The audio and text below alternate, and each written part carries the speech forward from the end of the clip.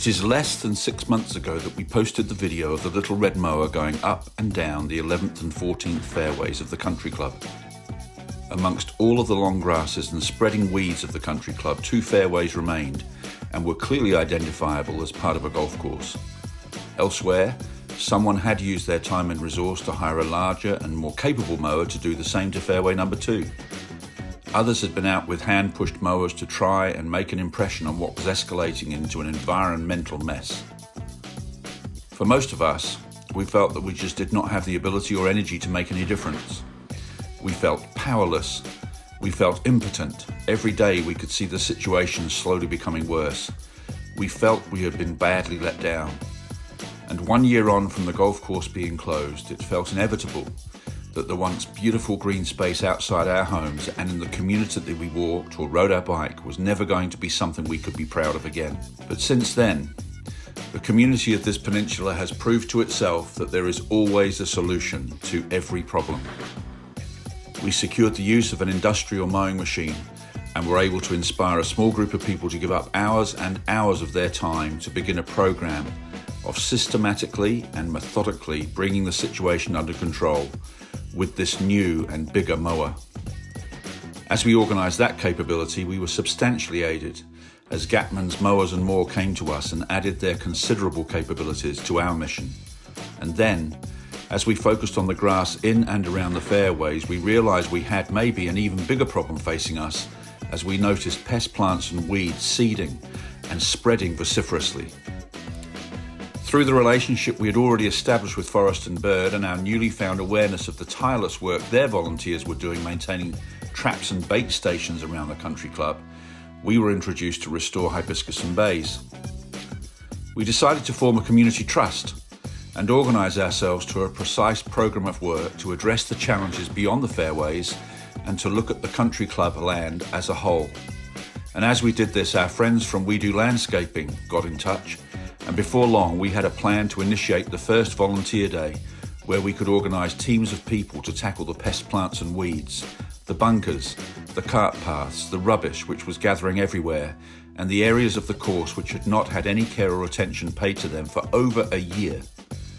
We put out the calls for donations, and our community responded generously, magnificently.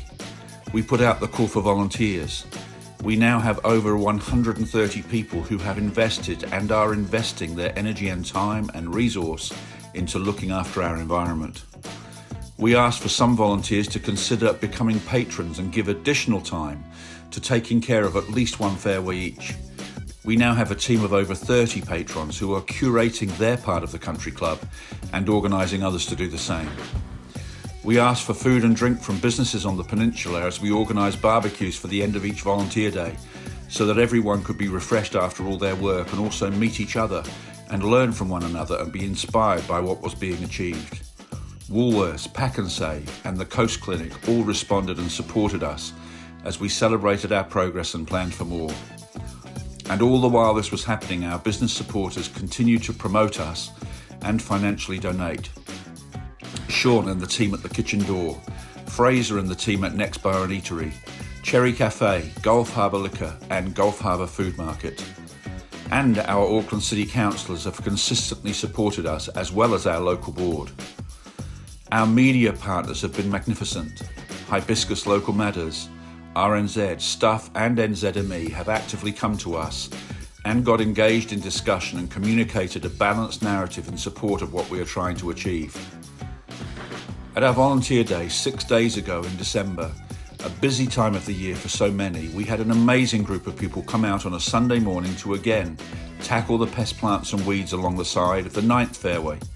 Other teams worked in the heat of that morning on bunkers and cart paths and other areas. The mowing team went to work on the 4th hole. Another team took a tipper truck and collected all the mown grass from the 5th and 4th fairways and moved it to somewhere that it could decompose without being a hazard to anybody. And today, if you go to take a walk around the country club, you can clearly see the golf course. You can walk on the paths. You can see whole forests of weeds dying on the ground. You can see plants that were hidden by weeds now able to see light again and flourish. You will see that fairways 1 to 8 have all been recently mown. They will continue to be mown. We are now working on a sequential basis.